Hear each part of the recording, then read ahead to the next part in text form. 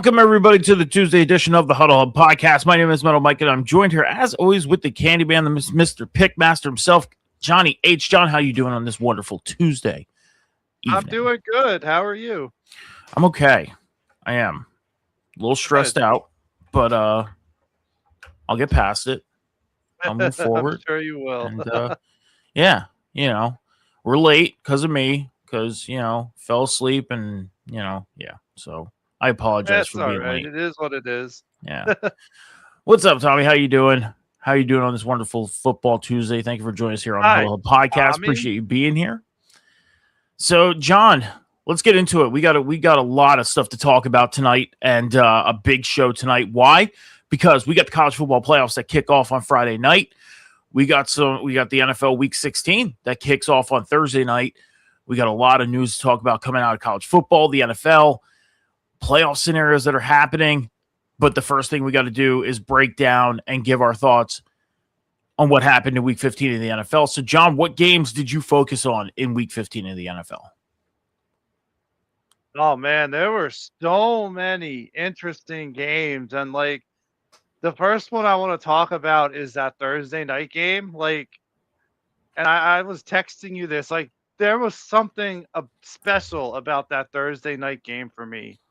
The Bucs had their 1976 creamsicle uniforms on. The Falcons had their throwbacks on with the red helmets. I mean, it was just, to me, it felt like I was watching a game in the 90s. I was laying on my dad's couch just watching a game. And at one point, it really looked like the Bucs were going to run away with this game. They were up 28-14 going into the fourth quarter. And then they just collapsed. Gave up 15 straight unanswered points. And it's and I commented you this on Sunday. The Bucs lost to the Falcons. The Panthers lost to the Saints. Yeah. Nobody wants to win the South. Last year, Atlanta and Tampa Bay had so many chances to win the South, and they both kept letting them slip away until Atlanta ultimately lost it. And it feels like the same thing this year with Carolina and Tampa Bay. And that's the thing with Carolina is Carolina went into this weekend with Tampa Bay losing on Thursday. Carolina had the doors wide open for them to go in and take over this division. Why? They went into Sunday in the lead of the South. If they would have beat New Orleans on Sunday and then they win against Tampa Bay this week, they win the division. Yeah. It was that simple for them, and they couldn't even go out and do the job. So you're right. It's like nobody wants to win this division. Last year, nobody wanted to win it. This year, nobody wants to win. I mean, kudos to Atlanta. They're out, and they're still playing. Kirk Cousins had the best game probably as a Falcon. 373 yards, 3 touchdowns. Kyle Pitts, I don't know I haven't seen Kyle Pitts play like this since his rookie year. 11 catches, 166 yards, and 3 touchdowns. Yeah. Holy smokes. I mean, I didn't see that coming, but I just wanted. I told you that if Kirk Cousins got another opportunity to go in, I have a feeling that he would shine. And what happened? He did one game out of all the ones he's played since he's gone in. But yeah, but I mean, if he had the opportunity to get in there and shine, I had a feeling he was going to start getting. You got to remember, he got benched in Week 14 last year. Yeah, but he knows the offense, though. He knows the players. I get that. You can say that for a one-year guy or first-year quarterback in a new system, but he's there 2 years now. So I get that. But the thing is, too, is, you can't throw every loss on his shoulders because and I would have to go back and look and see what Atlanta has done the past couple weeks since he's taken over and what their differentials were and everything, and even look at what his statistics were. But you look at everything, not everything could be his fault. It could be the defense. It could be special teams. It doesn't all fall on his shoulders. He could probably have a lot of good statistics. And I'm going to bring him up. I'm going to look at his statistics right now. there could be a chance he has a lot of good statistics, and the other parts of the team could be the problem. You know what I mean? So I I'm know Kirk Cousins, but I don't think it's been Cousins. I don't think he's been, but I think he's played mediocre since he's come in. I'm going to look up his stats if you want to continue. That's fine. I mean, any other game I want to touch up on, I'm just gonna briefly give, like I mentioned, that the Saints coming in and potentially playing spoiler for the Panthers. I want to give a shout out to the Titans for hanging in there with the 49ers, 37-24. Yeah. And lastly, I just want to say congratulations to the Broncos for doing what they needed to do against the Packers in a close one, winning by 8 points, 34-26. And Bo Nix just went off, 302 yards, 4 touchdowns. They're undefeated at home, and they are showing you why that if you don't consider the Patriots the best team in the AFC, you have to throw the Broncos in that talk too. Well, I have my thoughts on that, and I'm going to give my thoughts on that in a moment. Tommy, thank you for coming in tonight. We appreciate you being here so much. Yeah, man. Thank you. Do not apologize for, understand when you use caps, it's considered shouting in text. Don't apologize for it. Your voice be heard. Let your voice be heard. We love having you here, and you say what you want to say. Shout it out. So don't apologize. I'm looking at Curse cutting stats too. He hasn't done anything special this year until that last game. I was just about to bring it up too. I mean, against Tampa Bay, 373 yards, 3 touchdowns, 117 rating. Seahawks, 162 yards, 2 interceptions, 38.5. Bad game right there. The Jets, 63.6 completion percentage, 234 for a touchdown, 94.8. 199, 2 touchdowns, 1 interception against the Saints of 107. So, I mean, he's averaging staying above 90%. There's 1, 2, 3. He's doing it against bad teams. The Colts, I mean, not the Colts, the Saints and the Jets. So, I mean, and again, you can even argue the Falcons are a team that's not that good. They're already eliminated from the playoffs. But put them in against the good teams. Against Carolina, no, he didn't really do much. Against Miami, he didn't really do much. Against Seattle shut him down completely. Like he's average this year. He has one good game to boost his stats. And that's why I said it may not all be him. I have to look at his statistics first to really state that claim. And that's why I said I'm going to look up his statistics. 1,218 yards, 6 touchdowns, 3 picks, 86.3 rating, with a 62.6 completion percentage. The only thing that's probably really positive on that statistic sheet is his completion percentage, because he's staying above 50%, which means he's completing passes, but turning the ball over does not help. And when you turn the ball over once after every 2 touchdowns, that's not good. Not good. And that's the average right now. So, I mean, that's why I said I have to look at his stats. I can't sit here and say that it's him without looking at what he has done since taking over. I already knew what he was doing because I had Bijan on one of my teams, so I always check to see what the Falcons were doing every week. So I kind of already knew the answer to that when I made that claim that, he hasn't really done much this year. Yeah. Well, as far as my games, I'm going to say this. Number 1, Chargers, Chiefs.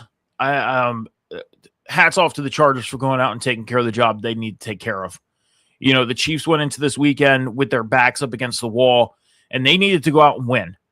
The Chargers, believe it or not, I believe the Chargers were actually I think they were like a 4-point underdog in this game.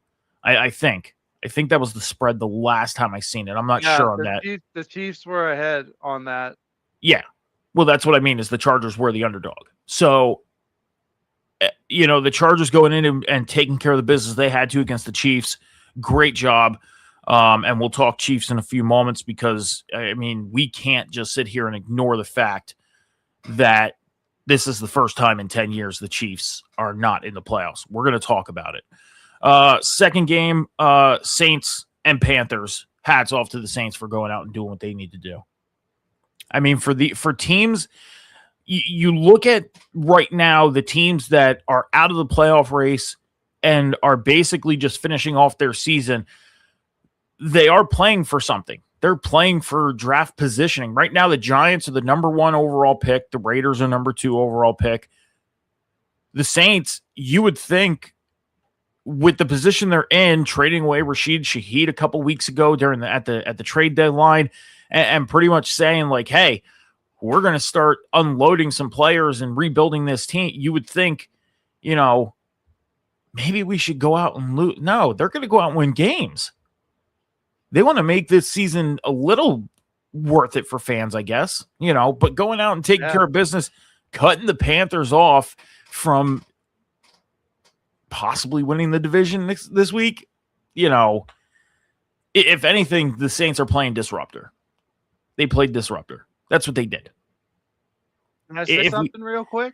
Yeah. Since Tyler Shuck took over, the Saints are 3-4, and 2 of those wins came against the Panthers, and the other win came against the Bucs.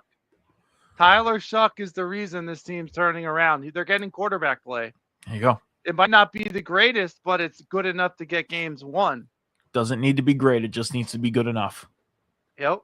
That's it. It just needs to be good enough. 3-4 as a starter on the Saints team, Tyler Shuck. Good for him, man. A lot of people slept on him when he got drafted. With the way this season is going and how weird this year has been, I think good enough is. I think just getting the job done is good enough. So, last one, Steelers win over the Dolphins on Monday night. What a game!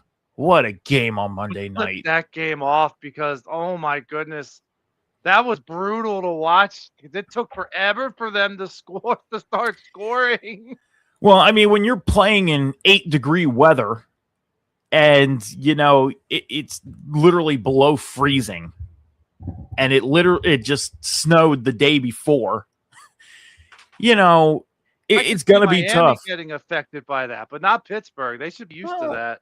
I mean, you got to remember, John, some of these guys that come in and play may never have played in weather like this. If guys coming out of college played in the warmer climates, better get used to it if you're in Pittsburgh. Better get used to it fast. The only example I can really think of right off the top of my head is when Devontae Smith got drafted to Philly. He never played in the cold. Never in his career. And then he came to Philly. Now he plays in the cold. Mm-hmm. So, it could be effective. Could be. It all depends. But, that's it for week 15. That's it for the recap. John, pick challenge is updated. I am 142 and 84. You are 184 and 82. So, I'm 1-8. I got to look down my thing. That's a huge lead. You did it. I typoed. 42-point lead. Yeah. It's over, baby. It's over. I typoed. I know you did. 142 and 84 is my record. You're 144 and 82. 2 game difference. I earned 2 games up this week. I went 11 and 5. You went. What's that? I liked it better the first time. Oh, I know you did because that's what you're normally used. That's what you're normally used to by this time of the year. I know. But that's not the case this year. So going into week 16, John's up by 2 games. He went 9 and 7 this week. I went 11 and 5. Yeah, I had a rough week this week. It was a really rough week. Week 16 kicks off with the Ravens and the Rams and the Seahawks on Thursday Night Football. Seahawks, baby. I'm going to be locked in on that game. So, John, real quick, we'll get into the did I bring it up? I didn't. Okay. Records and then milestones that got broken this week. Number 1, and we have a couple of them. Josh Allen, quarterback of the Bills. He joined Tom Brady, Aaron Rodgers, and Drew Brees as the only player in NFL history with at least 35-plus touchdowns in 6 straight seasons. He also tied Tom Brady and Russell Wilson for second most wins by a quarterback in their first 8 years. Patrick Mahomes has 89. And Tom Brady, Russell Wilson, and Josh Allen have 86. So if Josh Allen can win out, he can end up tying Patrick Mahomes at the end of the year with 89 in their first 8 seasons. Trevor Lawrence, as Tommy mentioned in the chat, he became the first player in history with 5 touchdown passes, a rushing touchdown, and 50 yards rushing in a single game. So Trevor Lawrence, he could play the Jets every week. probably. Wow. Bo Nix, he tied Peyton Manning and John Elway for the longest win streak by a quarterback in Broncos history. Peyton Manning had an 11-game win streak back in 2012. John Elway in 1998. So Bo Nix, if he wins this week, he is in first place as far as winning streaks. Super Bowl year for both? Because I think Elway played the Packers in 98. Was that a Super Bowl year for the Broncos too? So that was a Super Bowl year for the Broncos. I believe that was the year that they got annihilated by the Seahawks. Okay. In the Super Bowl. And John Elway won the Super Bowl against the Packers in 98. Yes. So, and then they beat the Falcons in 99.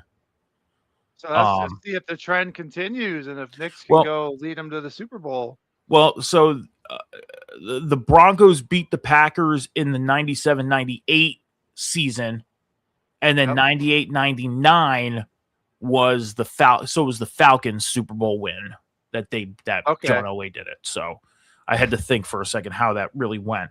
I wasn't sure which one what it was, if it was the Packers or the Falcons, because they were right there. Yeah.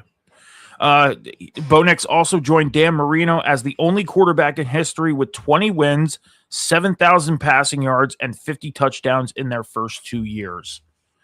So Bo Nix, he's killing it, man. I mean, a lot of people didn't think he was going to be able to do what he's doing in Denver right now, and he's just, Tell you what, that 2004 draft class, the way things are shaking up, Drake May, Caleb Williams, Bo Nix, Jaden Daniels, if he ever gets healthy again. I mean, that could easily be one of the best draft classes before they're all said and done. The jury's not out on J.J. McCarthy yet. So, I mean, that could be an amazing draft class for quarterback. Could definitely be. Aaron Rodgers, quarterback of the Steelers, he passed Peyton Manning for third most all-time for multi-touchdown passing games in their career. So he's now third all-time with multi-touchdown passing games. And the last one as far as a player, Travion Henderson. He's a rookie, John. Travion Henderson, okay? He tied Saquon Barkley and Chris Johnson for the most 50-plus yard touchdown runs in their career. So not a lot of running backs have had more than a 50-plus rushing touchdown, and he's on that list now with Saquon Barkley and Chris Johnson. As far as team records, the Raiders in their loss against the Eagles on Sunday, their 31-0 loss, they were held to just 72 total yards. It is the fewest yards since 1961. And it is also they are the first team since the Browns in 2000 to be shut out twice in one season. I believe it. Yeah. The Packers lost to the Broncos. The Packers scored on their first 5 drives in that game, and it's the first time they did that since 2016. The 49ers, with their win over the Titans, it is the first game of the season for them that they did not punt. You remember last year, John, it was like 2 years ago where they had multiple games where they just didn't punt at all? Yeah. This is the first time this year that the Niners did not punt at all. It's clicking, man. That's starting to click for them. Guys are coming back on offense. It's clicking. The Steelers, with their win over the Dolphins, they won their 23rd straight home Monday Night Football game. Huge streak for the Steelers on Monday night. So if they're at home, they're successful on Monday night. It's bottom line. If I was any team, I'd probably be a little scared to go into Acrisure Stadium on Monday nights. Yeah. 2 more. The Chiefs lost to the Chargers. This is the first time in 10 seasons that the Chiefs are not making the playoffs. This is also the first time in the Patrick Mahomes era that they will not be in the playoffs. John, I want to ask you this real quick because, the Chiefs, it's hard to argue the fact that the Chiefs have just been a dominant force, not only in the Patrick Mahomes era, but before that, because it's been 10 years. Patrick Mahomes got drafted in 2017, 2018. Before that, it was Alex Smith. The Chiefs were starting to pick it up, starting to make the playoffs, but they would get knocked out in the first or second round. As a football fan, does it feel weird to you that the Chiefs are not in the playoffs? No. For some reason, no. Like, I feel like, yeah, we're used to them winning, but it's not like we got used to the Patriots winning. Like, it was on the road. It was on the road to get there.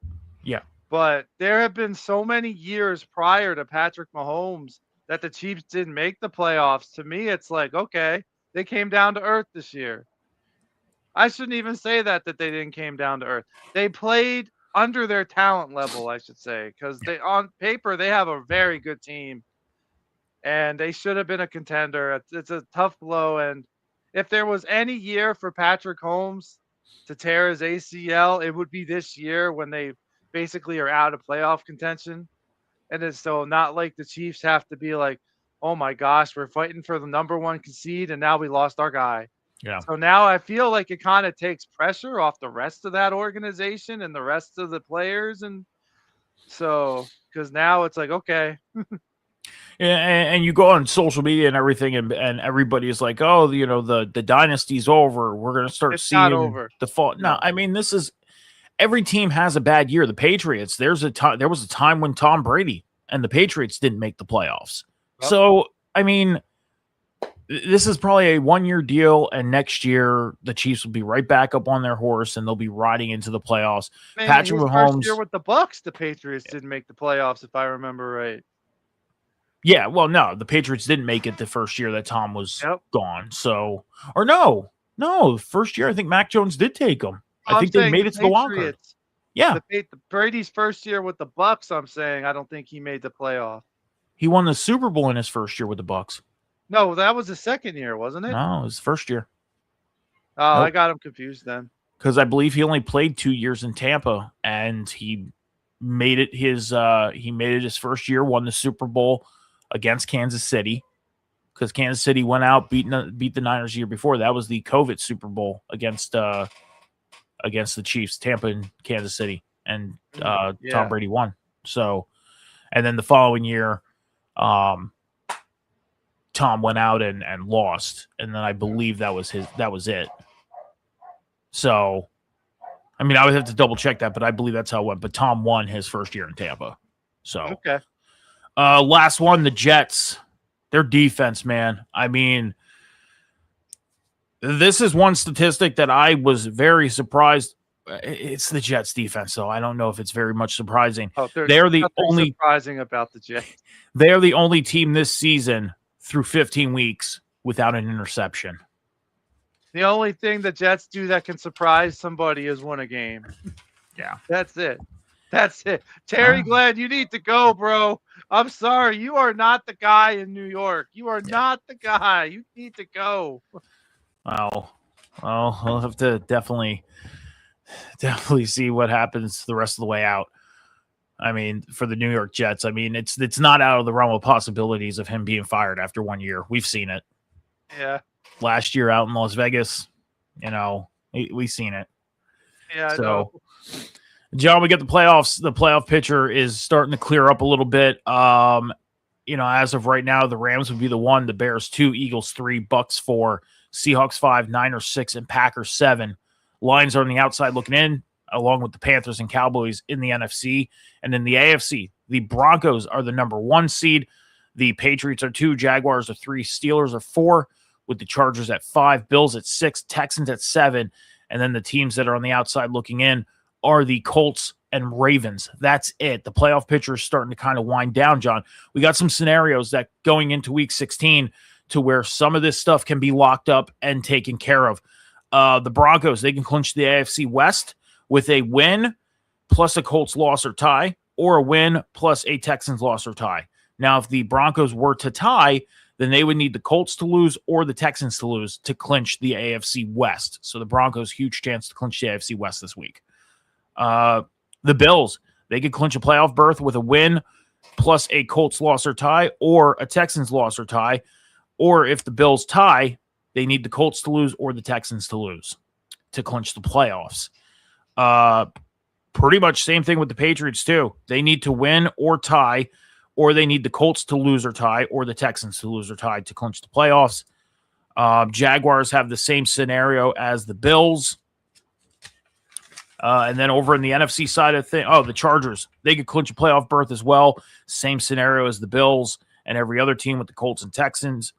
The Eagles, they could clinch the NFC East with a win or a Cowboys loss, or if the Eagles were to tie with the Commanders this week, they would need the Cowboys to lose to win the NFC East. So the Eagles are pretty much going to clinch the NFC East this week.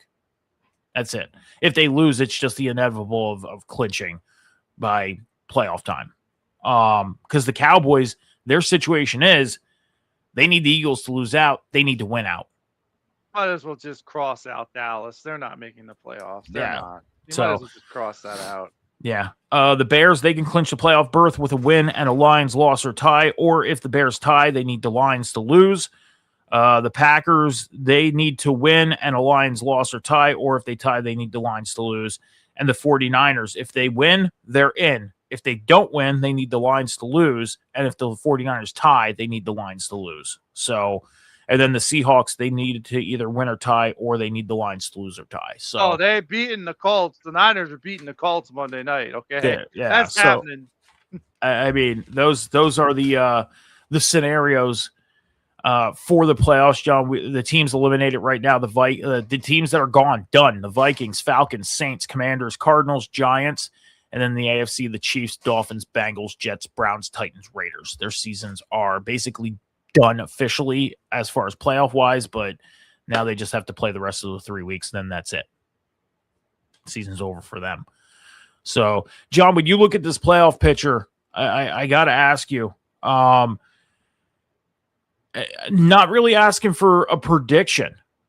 I'm just asking you, if you had to look at one team in the AFC and you had to look at one team in the NFC, one from each side, which team do you think has the hotter hand going into their respective playoff sides? Well, I mean, it's hard to say on the AFC anybody but Denver. They won 11 straight. I mean, they've been unstoppable. They have really been unstoppable. I mean, you could have argued New England until they lost to Buffalo. So, and then on the NFC, boy, well, let's just see. Who do we got here? Detroit's shaky. I feel like a lot of teams, the Eagles, they're kind of shaky at times. The Bucks are shaky. The Panthers, honestly, I'm gonna go out and say the Rams. The Rams have looked amazing. So, with the exception of that loss to Carolina, which was only 3 points, so it wasn't they got blown out. They've been what, 1, 2, 3, 4, 5, 6, 7. They've been 8-1 in their last 9 games. So, yeah, I gotta go right with the Rams, man. They're looking like the team to beat in the NFC right now. I said it to Cam on Sunday's show that the Rams right now, you got to think about what they've been through in the past 365 days, taking all the way back to that divisional round game against the Eagles, where that call with Puka involved with Puka Nacua, that changed the trajectory of that game. And some would say that the Rams probably should have technically won that game in the snow.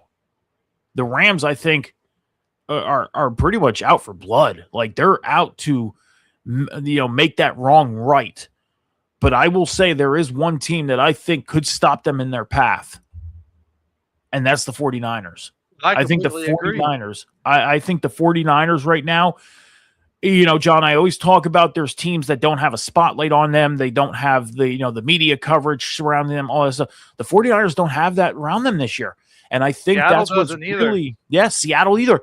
But I think that's one thing that's really keeping these teams from losing their focus. But I think the 49ers, at the end of the day, could stop the Rams in their tracks. The Seahawks, do I think they could do it? I think the 49ers have the edge on that. I think the 49ers, at the end of the day, whether they win the West or not, whether they clinch the 5 seed, because right now you look at, again, if you look at the playoff picture, they'd be the 6 seed.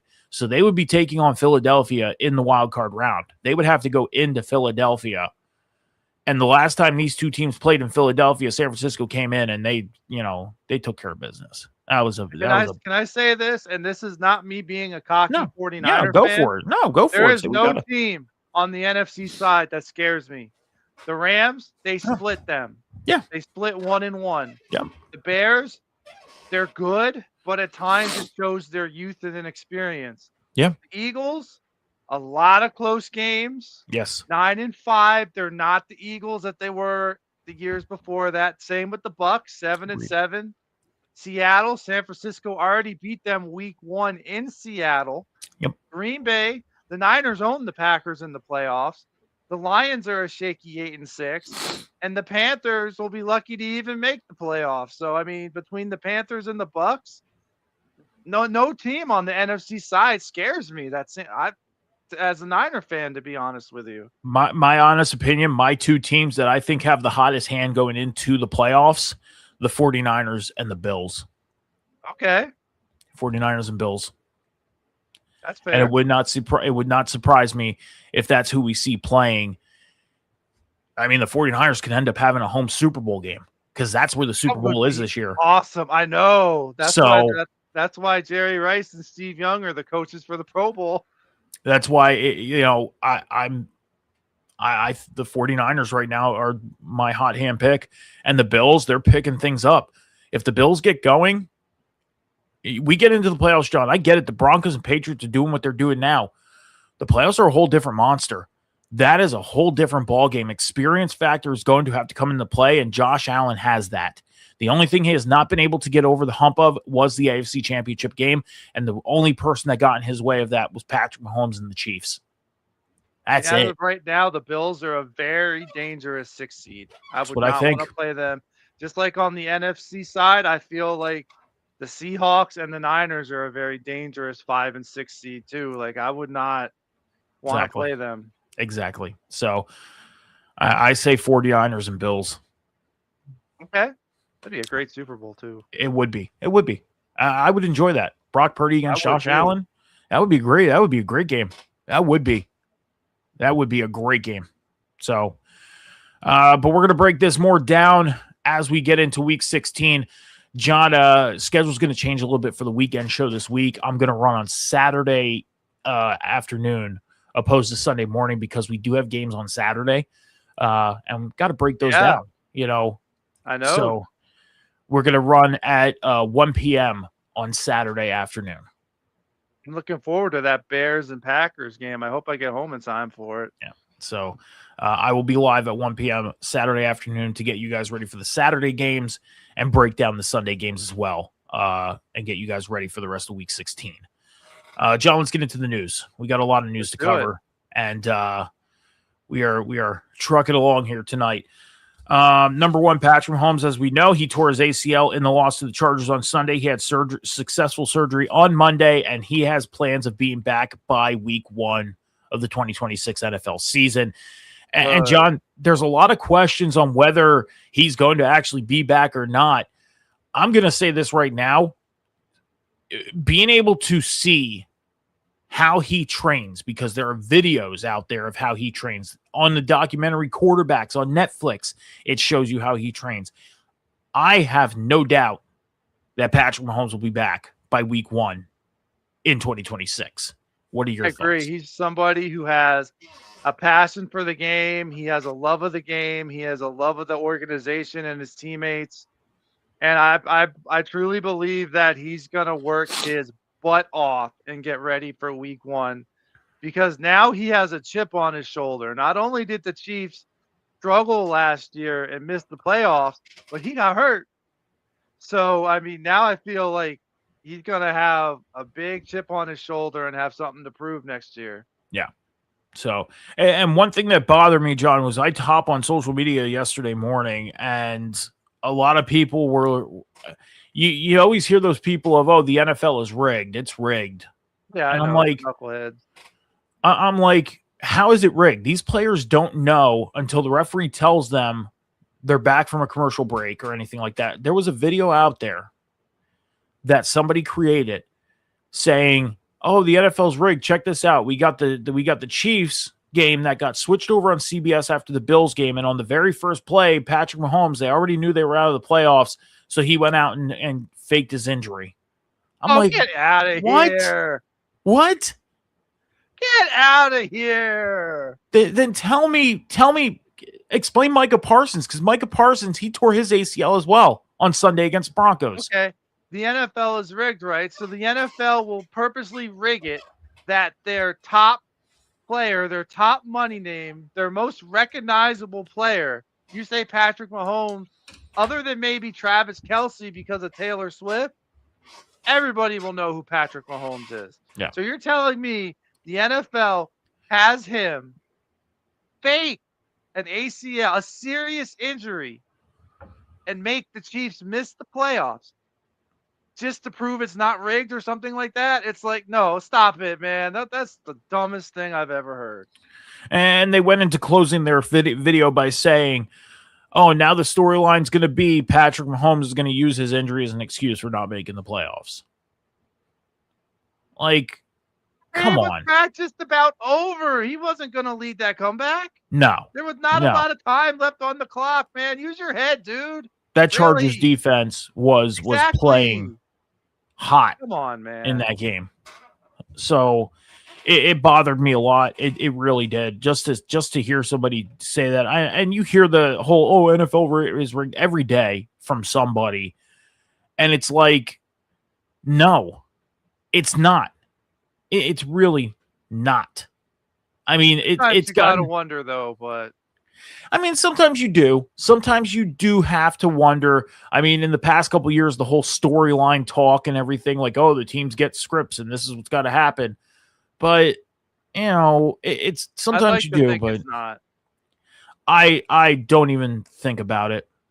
I don't let it even cross my mind. I don't either. I don't. My dad thinks it is just because it's a big money sport. But I'm like, no, I don't. Until there's concrete proof, I don't believe it. If I had to pick one sport, one league that I would even throw that accusation out there, and I'm not throwing the accusation out there. I'm not. But if I had to put my accusation out there, it would be the NBA. No way. That one I would. Cricket is rigged. Cricket. Okay. I've never watched a game in my life or a match, so I'm just messing. I've seen a cricket game. I have. ESPN I've watched lacrosse, but I've never seen cricket. ESPN has showed a cricket game a few years back. It was during the holidays too, and I was like, yeah, I'll just watch cricket. I've never seen a game before. Now, again, I'm not saying the NBA. I'm not sitting here throwing out the accusation that the NBA is rigged, but I'm just saying if I had to pick a sport to even throw that thought out there, it would be the NBA. But I don't think it is. I don't. I really, really don't.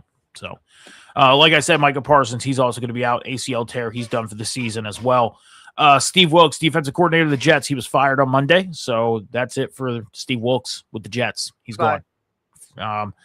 Jaden Daniels, quarterback of the Commanders, he was benched for the rest, not benched, but he was being seated for the rest of the season. Marcus Mariota will finish the year off for the Commanders these last 3 weeks. They take on the Eagles this week and in week 18. I'm not sure who the Commanders play in week 17. I think they play in between. Dallas. Yeah. So there you go. Might as well. I mean, let him heal up. He's been hurt on and on this year. They don't have anything to play for playoff wise. Just let him heal up. I agree with that. There's no use getting him hurt at this point. There's not. And it's a good move it's a really good move for the future of this team. Clearly their future, the way he's played up into this point. So you got to protect your investment. Yeah. Devontae Adams, wide receiver of the Rams, he is questionable for Thursday night's game against Seattle. He is dealing with a hamstring injury.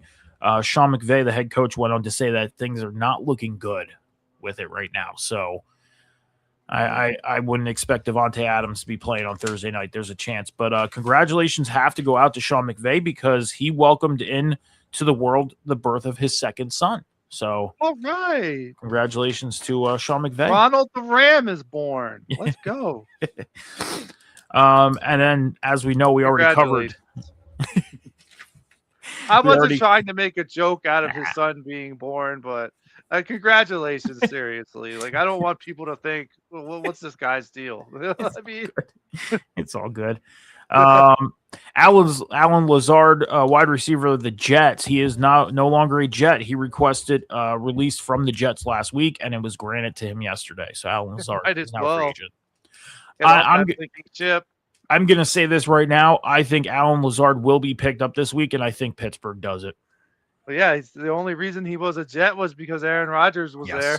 Yep. He follows that man like a puppy. And if you think of it, if you go back to the Monday night game last night, I mean, him and Marquez Valdez-Scantling had a great connection, and they played in Green Bay. I know. Yep. That's why he's there. That's why I think Alan Lazard, he may be showing up in Pittsburgh in the next couple days. So you never know. Bam Knight, running back of the Cardinals, he was placed on season-ending IR with an ankle injury, so he's done for the season. Tough break.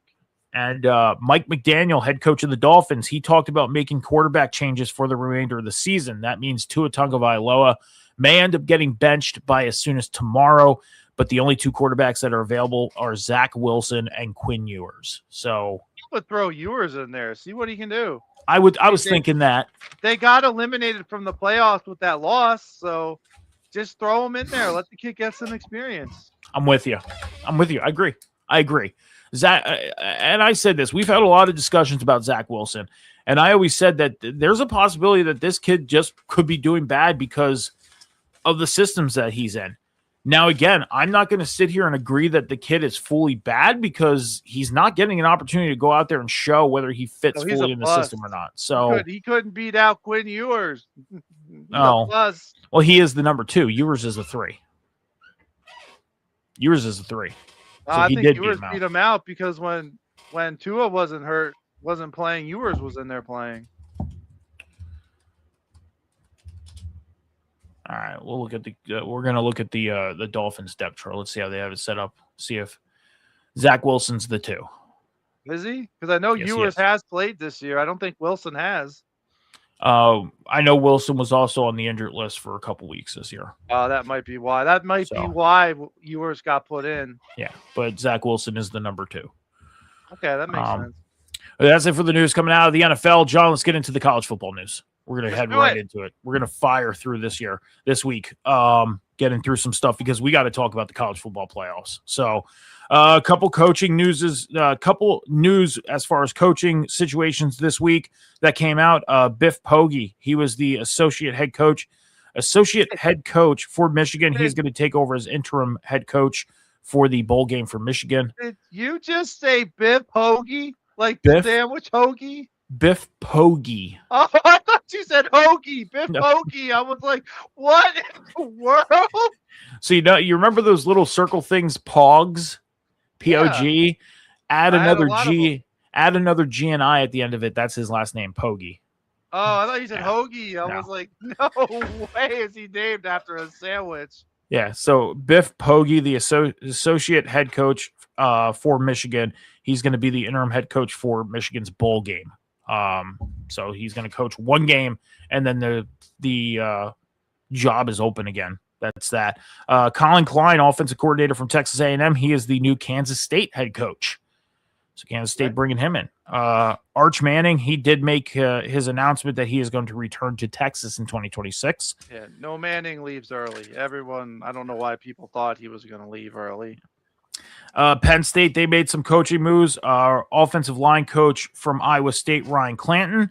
Deion Broomfield, the secondary coach from Iowa State, and Taylor Mauser, the offensive coordinator / tight end coach from Iowa State. All 3 coaches from Iowa State coming over to Penn State, and they are going to be coaching their respective positions that they're coming from.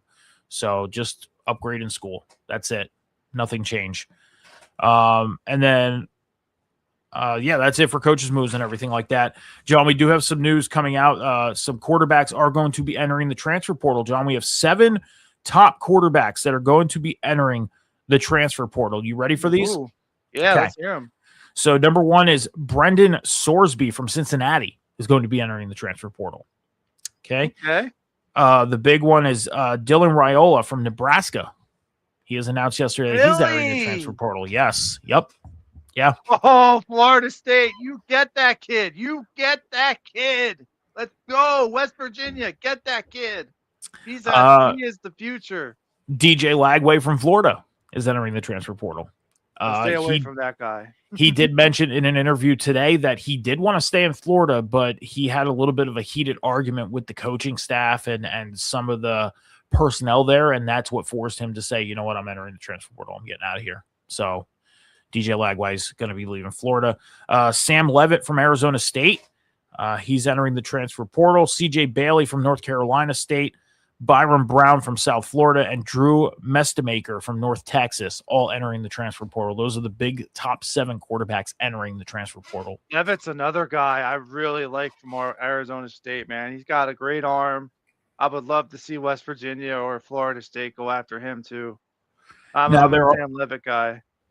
Now, the Associated Press and CBS Sports has announced that there are going to be some teams in 2026 that are going to need quarterbacks after the 2025 season. The first one on the list is Miami because they're going to be losing Carson Beck. Texas Tech is on the list. Indiana is going to be losing Fernando Mendoza. LSU, Auburn, Clemson, and then Tommy Castellanos from Florida State. Yep.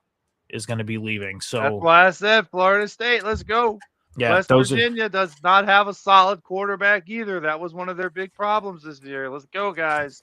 Yeah. So those are the schools that are going to need quarterbacks for 2026. So we'll have to definitely see what they do as the weeks go on, because college football, that's the thing, is they're going to try and get this stuff set and ready to go by the time they get into their winter meetings and everything like that. So they're going to want to get these guys in, get them transferred through. And they're going to want them in their new college, in their new dorm rooms with that playbook in their hand. Yes. So they can get ready during the off season. Yeah. So, John, as we know, we got the college football playoffs coming up starting this Friday. So the 19th. One more thing. Yeah, go ahead.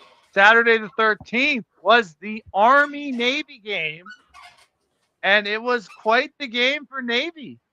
All right? Navy was down 16-7 and came back and won 17-16.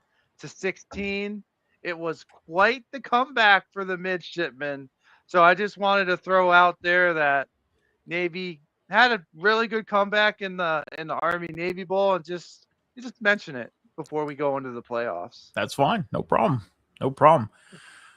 College football playoffs, they kick off on Friday the 19th with Alabama, number 9 Alabama, taking on number 8 Oklahoma. And then on the 20th at 12 o'clock, we got number 10 Miami taking on number 7 Texas A&M. At 3:30, we got number 11 Tulane taking on number 6 Ole Miss. And then at 7:30 p.m. Eastern Standard Time, we got number 12 James Madison taking on number 5 Oregon. And John, as we mentioned in past shows, how we're going to do this, we're going to make our predictions, but we're going to do this week by week. We're going to do this round by round. We're not going to make a full-on prediction, because if we make full-on predictions, say we pick James Madison and they get eliminated this week, that's it. It's one less game to pick from. So we're going to do this thing game by game. Yeah, exactly. Because we're not going to say you're not going to say pick one team and you can't pick them anymore. It's going to be a normal pick thing for the rest of the playoffs. We're going to do this the NFL style, because when you look at the college football pick challenge right now, it's still pretty close. I'm only down 2 games. And there's, you got to think there's 1, 2, 3, 4 first round games, 4 second round games. That's 8. 2 semifinals, that's 10. And then there's 11 games left. And I'm only down 2. So still have the opportunity to come back and try and take that pick challenge. So, so let's get into it, John. With game number 1, we got number 9 Alabama heading out to take on number 8 Oklahoma in the first round of the college football playoff. John, what do you got on Alabama and Oklahoma?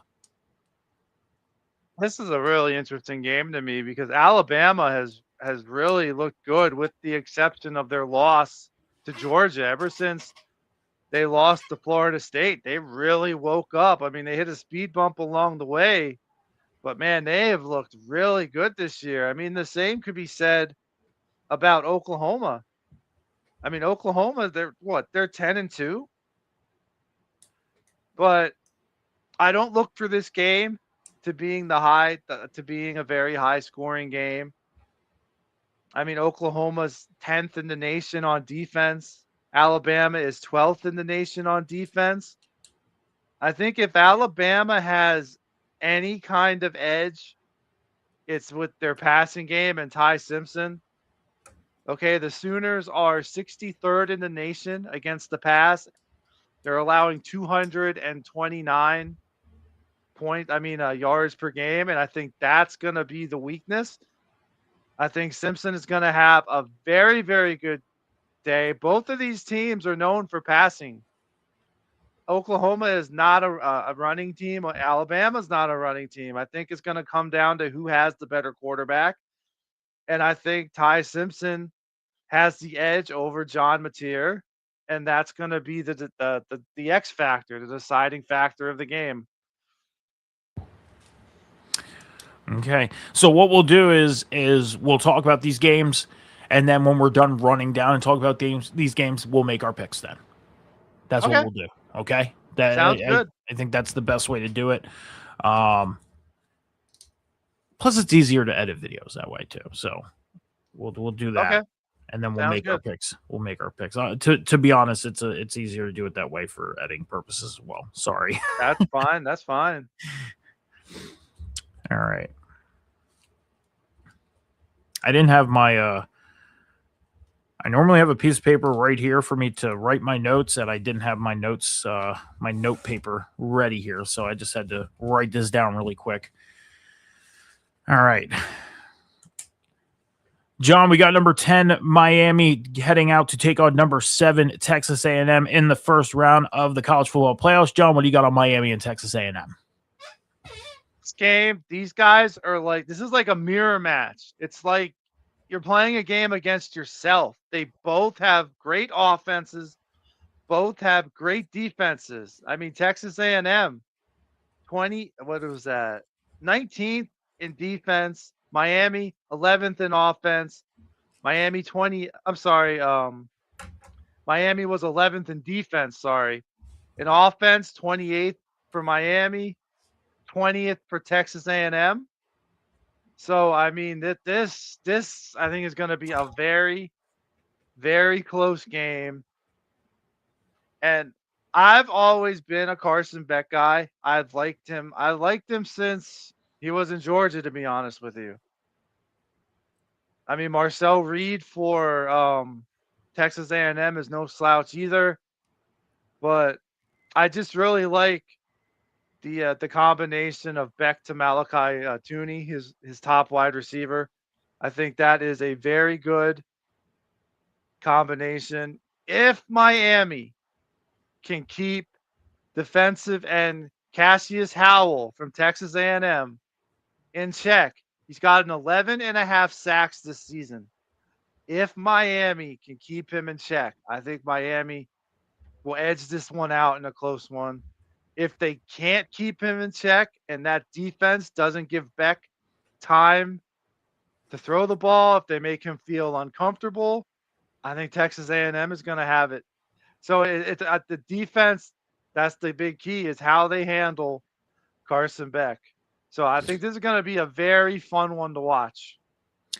I think this is going to be a fun game to watch as well, and this is not me making my official pick, but part of me feels like questioning whether Miami should truly be here or not. We've talked about this before. You know, Miami is the representative for the ACC. They didn't even win the championship. They just had the best season in the ACC. Duke goes out, wins the championship. And you can even argue whether Virginia had the best season in the ACC because of where they ended up. You know, I think Texas A&M, you know, they were number 3 in the nation before they lost to Texas. I think that was just a slip-up. Other than that, Texas A&M was having a field day of a season. Yeah. So I hate saying this, and I hate saying things like this about teams that are going to have an opportunity to go out and showcase themselves in a college football playoff. But I think Miami, as highly as I talked about them And as much as I was kind of pushing for them to go out and play for the ACC title and possibly make a playoff, you start questioning whether they truly deserve to be in there because of where they ended up, how they ended the season, not winning the ACC. It's like, are they overstaying their welcome?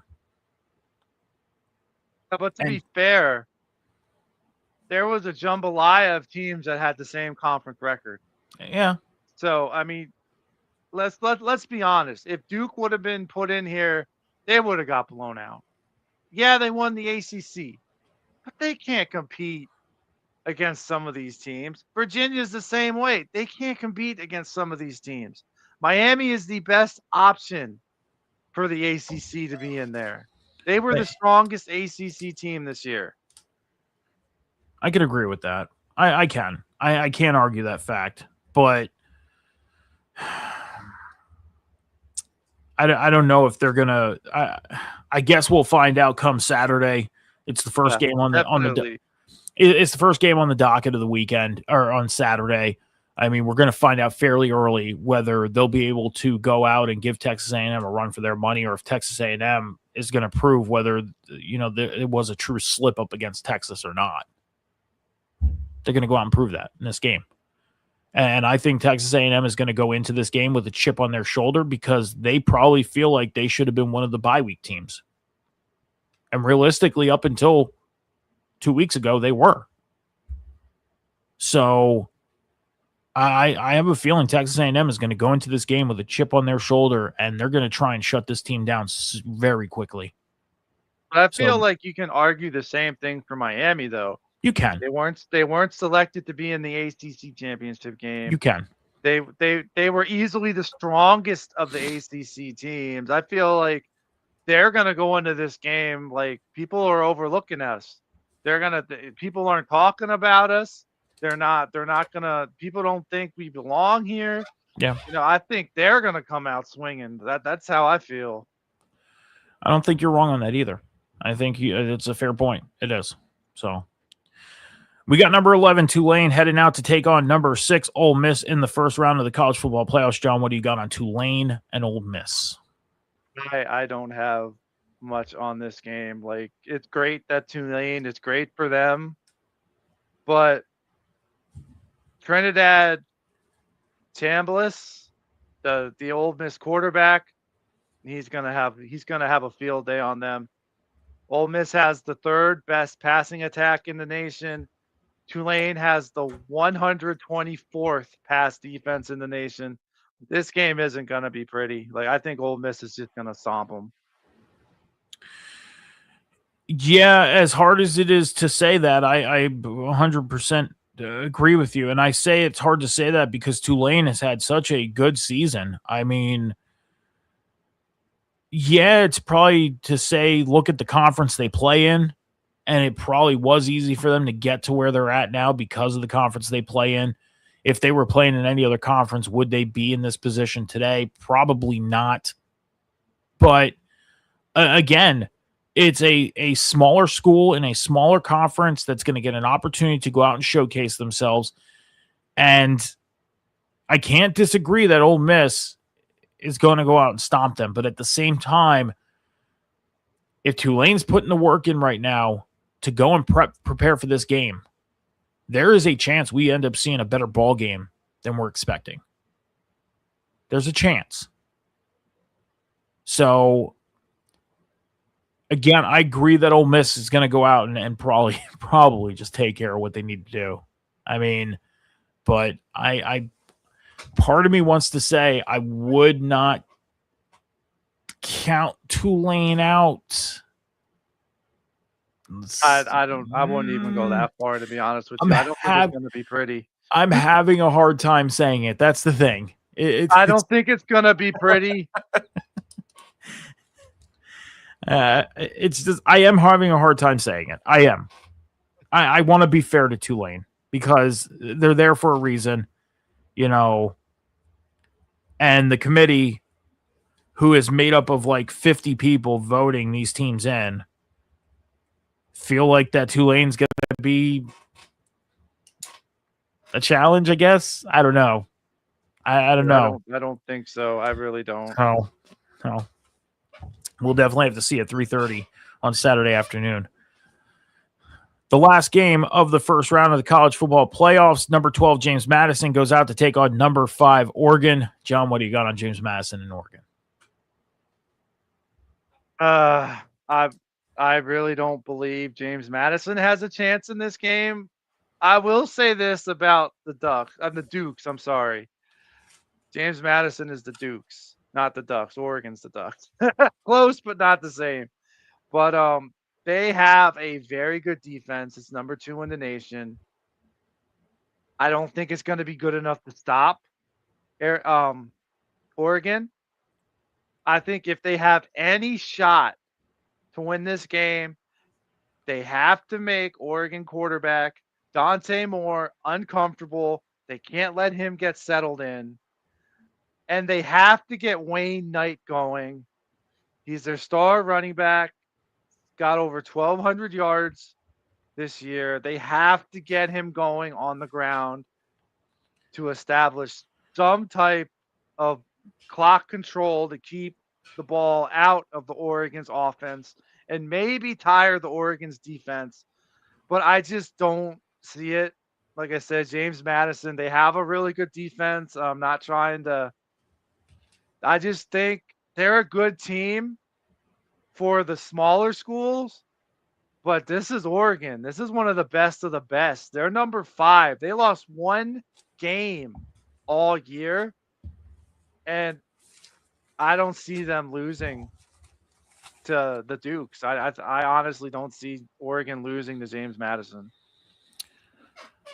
I mean, James Madison, they finished, 25th in the nation? They were the number 25 team in the nation, and they got picked to come into the college football playoff because they went out and won their conference. And they both only have 1 loss, both of the schools. But again, this is another situation like Tulane. You look at the conferences, and it's like, did James Madison really have competition in that conference? You know, if you put them lost to Louisville. Other than that, it was all smaller schools they played. And that's they lost to Louisville. That's it. And that's what I mean is just like Tulane, you put them in one of these bigger conferences. Are they in this position today? Probably not. Definitely not. James Madison is in because the ACC conference championship didn't get selected. If Duke would have got picked, James Madison wouldn't have made it. They were the bubble team. So, well, we'll have to find out what happens with James Madison and Oregon and all these other games with the college football playoffs. That means it's time to make our picks. John, who are you taking on the Friday game between Alabama and Oklahoma? Alabama all the way. Okay. Yeah, I got to go with Alabama as well. Again, their defense has just impressed me all season. And part of me feels like that if this game comes down to Alabama's defense having to make a stop, they're going to do it. No questions asked. Could this be a tight ball game? It could be. It could end up being a very tight ball game, very close ball game. But Alabama, I think, has the edge on this one as well. Who are you taking in Miami and Texas A&M? Smart man takes Texas A&M. However, I am a Carson Beck guy, and I truly believe Miami has the talent and are capable of beating Texas A&M. Like I said, I think it's going to be a close one. It's not going to be a runaway. But you know what? I'm taking Miami for the upset. Okay. When I look at this first round schedule, this was the one game that I feel was going to be the toughest one to pick from because Miami, even with the 2 losses, hasn't had a bad year. Texas A&M probably should have finished 3rd, but Texas got the best of them in the final week of the season. This was a tough game to pick. This is a tough game to pick from. It is. I have a feeling that we're going to have 3 of the same picks because I'm going Texas A&M in this game. I am. I got to. I knew that was going to be the only one that was going to be different. Yeah. I mean, I sat back looking at this for the past couple of days, and I'm thinking this may be the one game that we have a differential in. Whether you pick Texas A&M or Miami or I pick Texas A&M, or I felt like this is the hardest game to pick from. It was. Smart money's on A&M, but I really believe Miami has a team that's capable of beating them. And I agree. I agree. Tulane and Ole Miss. Who do you got? You even have to ask. Old Miss is gonna they're gonna mollywop them. Yeah, I'm going Ole Miss as well. I think this is where the train stops for Tulane, and then James Madison, Oregon. And James Madison has a really good defense, really good running back, but they're playing Oregon. They have not played a team Oregon's caliber this year. It's Oregon by a landslide. Yeah, I'm going Oregon as well. So I'll say this: it's exciting to see how these college football playoffs are set up. We got Indiana number 1, Ohio State number 2, Georgia 3, Texas Tech at 4. Okay, and the second round matchups. If you imagine James Madison going out and beating Oregon, or Tulane going out and beating, Ole Miss. We're playing college football 26 if you think that's happening. I mean, yeah. I mean, if they do end up, let's just say this, for all intents and purposes, say James Madison and or Tulane go out and take care of their business and win their games. They get to the second round. One of them is going to have to take on, well, if James Madison wins, I believe they go on to take on Indiana. And then if Tulane wins, they would go on to take on Ohio State. Are they getting past the top 2 teams in the nation? Oh, if Tulane wins, they take on Georgia. Is it? That's how it is. They take on Georgia. Yeah, Okay. the winner of Miami and Texas A&M takes on Ohio State. But that's what I mean. I mean, you look at the top 4 teams. Tulane and James Madison get past this point. Do you really think they have a shot of realistically getting past the quarterfinals? I mean, the first round, No, it could be a toss-up. no, I don't even think it's going to be a toss-up. This isn't March Madness where the upset, maybe like 3 upsets happen in the first round. Yeah. But this is college football. This is a whole different monster. It is. So we'll definitely have to see what happens. Kickoff on Friday with the first game, and then the other 3 games are on Saturday. On your birthday, sir. Yeah, I know. On your birthday, man. That's exciting. Yeah. So, well, John, that's it. That's all we got. 60 minutes in and out. Again, I apologize for us being late. I, for some reason, fell asleep. I mean, It happens, man. It happens. It does. I'm sorry. You know me. I'll let it bother me for the rest of the day. And you shouldn't. Yeah, I know I shouldn't, but you know me. I do. But with that being said, I got to say this one time, John, that we got to let everybody know to head over to all of our social medias after the show and hit that follow button on the X and TikTok. Hit the subscribe button on the YouTube and hit that follow button if you are watching on the Twitch channel. All of the social media links are in the Twitch channel bio, so click on the one that you desire to go to. Hopefully it's all of them, but I know not everybody has all the social media outlets, so click on the one that you desire to check us out. We post videos on TikTok and YouTube almost daily. And then on X, all the announcements for shows are made on X. And then we obviously go live here on Twitch. Make sure you're helping us build the Huddle Hub podcast going through the rest of the 2025 season and beyond. John, with that being said, your social medias are going to be on the bottom. Your personals, what do you got going on? What do you want to let the people know? You're back to streaming now. You're on Twitch, putting up those big streams, man. And they're great streams. I will say this right now. Go watch John on Twitch. It's entertaining. It's fun to watch.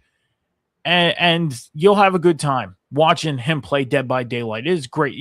I'm trying to encourage myself to play Dead by Daylight because you know me, I'm big on Fortnite and we got Winterfest coming up.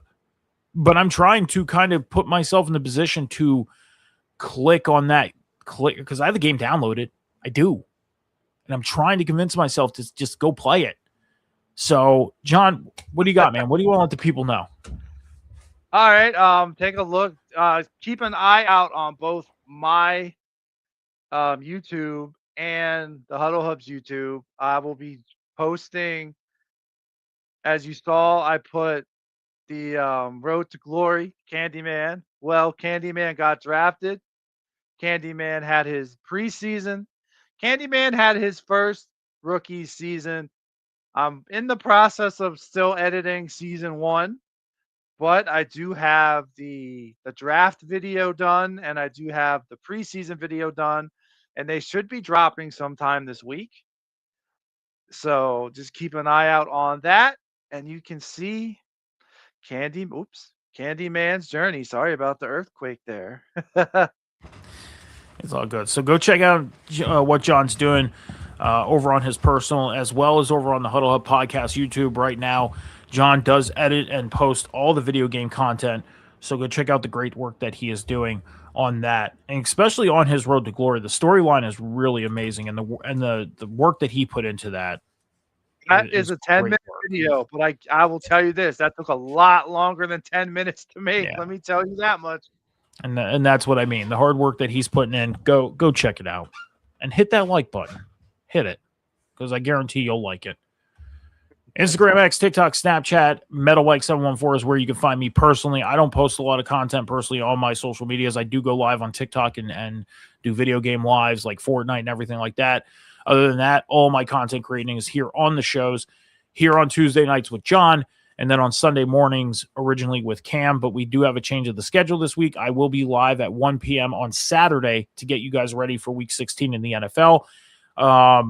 And then me and John will be back next Tuesday night to break down the round 1 of the college football playoffs, give you a recap of Week 16 in the NFL, and get you guys ready for round 2 of the college football playoffs. Oh, no, we don't have to get them ready for round 2 because round 2 is on New Year's Eve. So we'll be able to do that this following show. So we'll break down the action.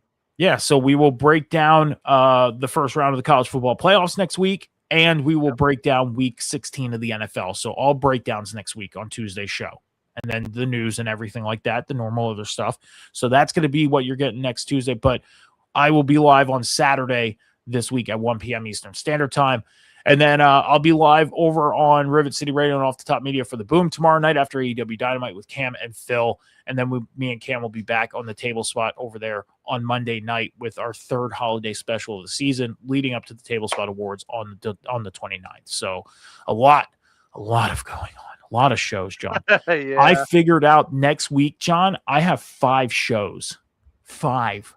I have 1. I have 5. I have Monday. So I have Monday night for the Table Spot. I have Tuesday here on the Huddle Hub. I have Wednesday on the Boom. I have, I looked at the schedule. I'm going to do, I'm thinking about maybe a Christmas Day to break down the Christmas Day games, unless we do it on Tuesday.